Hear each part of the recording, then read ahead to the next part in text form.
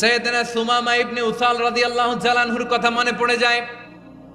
তিনি ছিলেন ইয়ামামার বাদশা। মদিনাতে বিশ্বনবীকে হত্যা করার নিয়তে এসেছিলেন। গোপনে গোপনে বিশ্বনবীকে হত্যা করে আবার ইয়ামামাতে তিনি ফিরে যাবেন। কিন্তু কি অবাক করা কাণ্ড, হত্যা করতে পারে নাই, সাহাবাদের হাতে তিনি ধরা পড়ে গেলেন।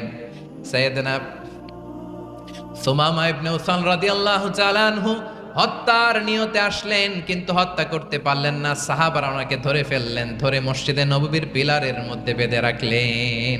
সুমামা ইবনে উসাল, সিরাত থেকে শুনে, সিরাত থেকে শোনাচ্ছি রাদিয়াল্লাহু তাআলা আনহু ইয়ামামার অধিপতি ছিলেন। ইয়ামামা বিশ্বনবীকে হত্যার জন্য আসছেন, ধরা পড়ে গেছেন, এখন মসজিদে নববীতে বেঁধে রাখছেন, তার মানে বন্দী। তো এখন স্ট্যাটাস কি? বন্দী, ক্যাপটিভ। বিশ্বনবী সাল্লাল্লাহু আলাইহি ওয়াসাল্লাম সাহাবাদেরকে বললেন তার খোঁজ খবর নিও।